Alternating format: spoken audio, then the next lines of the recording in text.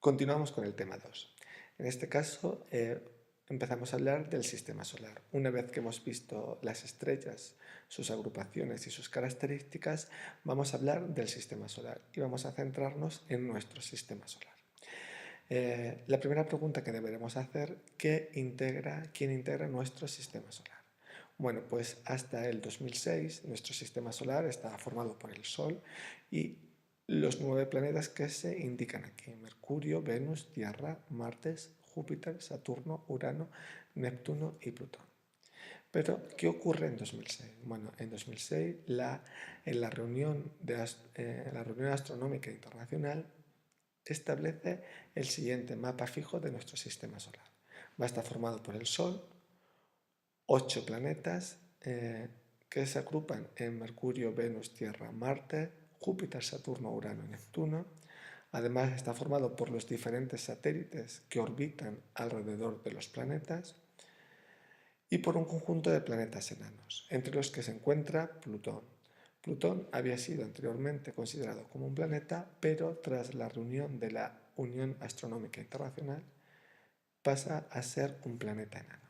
¿Qué otros materiales constituyen nuestro sistema solar?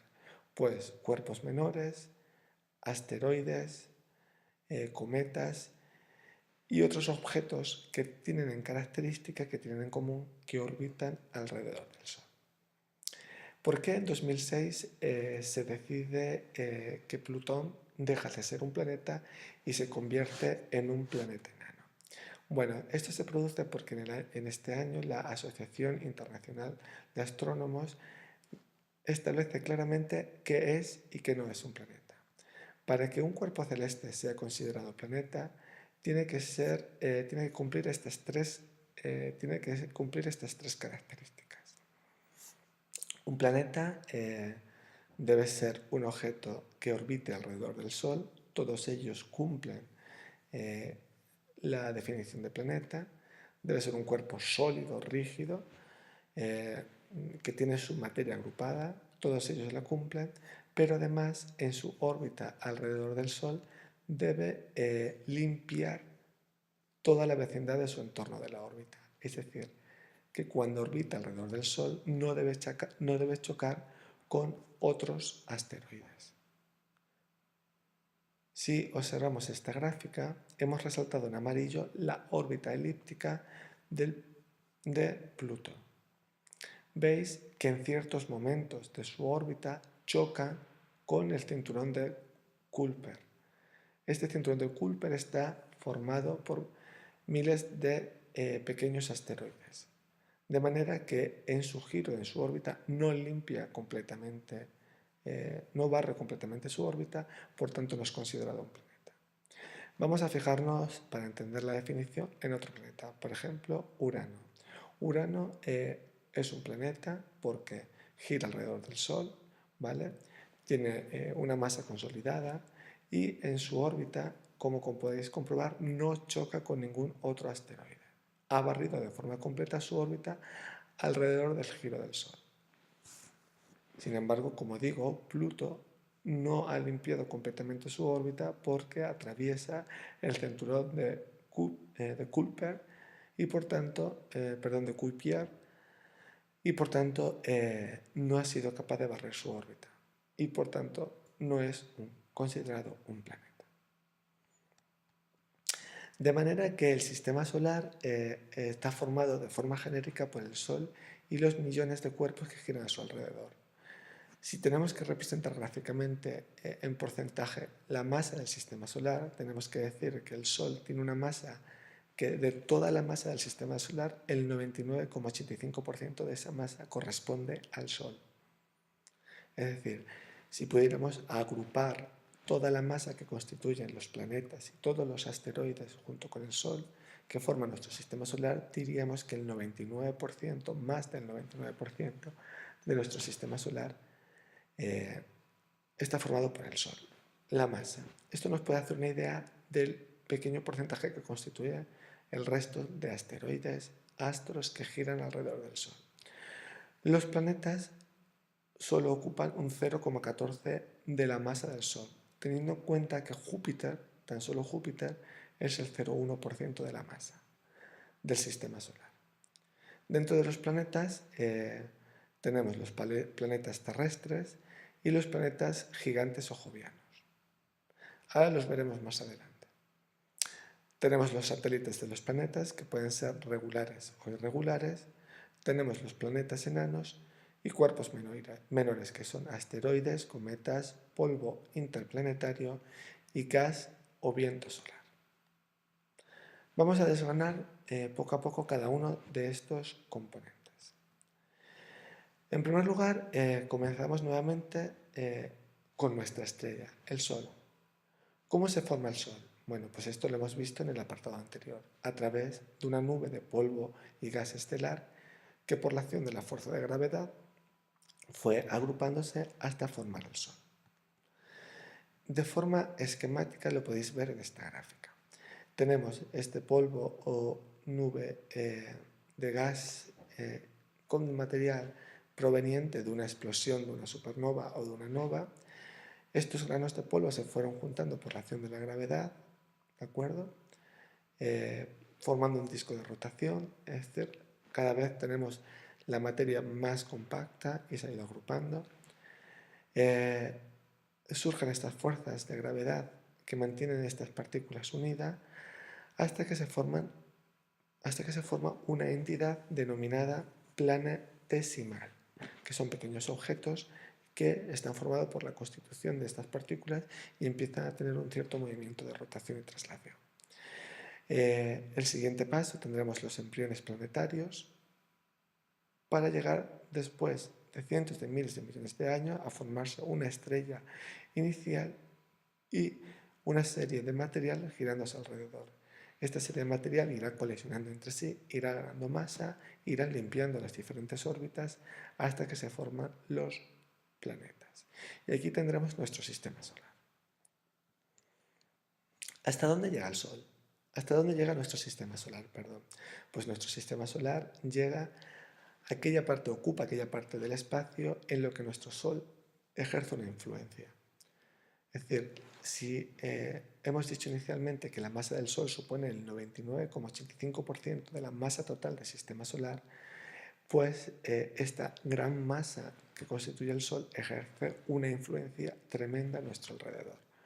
Pues se denomina heliosfera toda aquella zona donde nuestro Sol ejerce una influencia.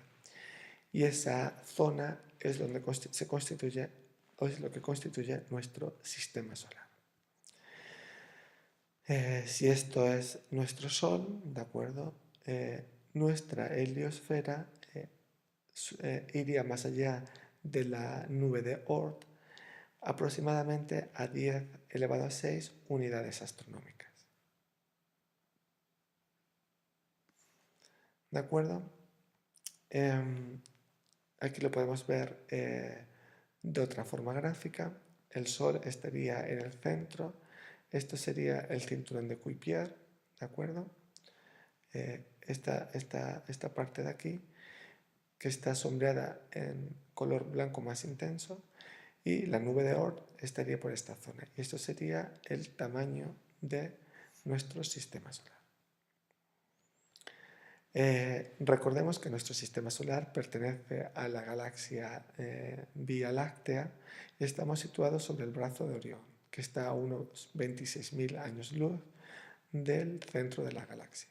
Además, nuestro sistema solar gira en su conjunto alrededor de la galaxia alrededor de unos 800.000 kilómetros por hora. Ahora vamos a pasar a desgranar brevemente cada uno de los componentes de nuestro sistema solar. Si comenzamos por el Sol, podemos indicar que tiene una edad aproximada de 4.600 millones de años y en esta tabla se muestran unos datos básicos sobre las características del Sol. Tiene un radio medio de 695.000 kilómetros que comparado con la Tierra vemos que es considerablemente mayor. La Tierra tiene un diámetro, un radio medio, en el Ecuador de 6.378. El Sol gira sobre sí mismo, tardando en rotar unos 25 a 36 días, mientras que la Tierra tarda solo 23,93 horas. ¿Por qué el Sol tiene este intervalo de giro? Bueno, el Sol no es un sólido, sino que está formado por gases y por tanto el giro del Sol, de los componentes del Sol o de las partes del Sol, es diferente si es en el centro o en los casquetes del Sol.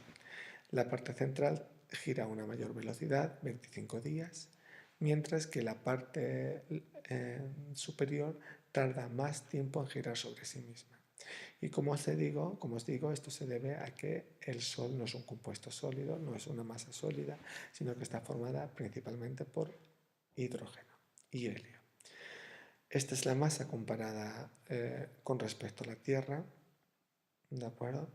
La temperatura media del Sol en la superficie son 6.000 grados centígrados, mientras que en la Tierra la temperatura media es de 15 grados y la gravedad del Sol la aceleración con la que los objetos son atraídos por el Sol es de 274 metros partido segundo cuadrado, mientras que la gravedad de la Tierra es de 9,78 metros partido segundo cuadrado. ¿Cuál es la composición del Sol? Principalmente es hidrógeno, un 75%, seguido de helio y un 1% de otros elementos como carbono, oxígeno, nitrógeno y un material constituido de hierro.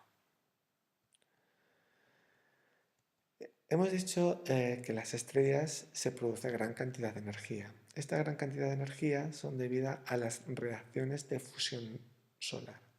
En las reacciones de fusión solar, átomos de hidrógeno, que hemos dicho que está constituido por un 75% de hidrógeno, átomos de hidrógeno, reaccionan entre sí para formar helio. Concretamente, 4 átomos de hidrógeno forman un átomo de helio. Al combinarse y producirse a cabo una reacción de fusión. Estos átomos de hidrógeno que constituyen las reacciones de fusión liberan gran cantidad de energía.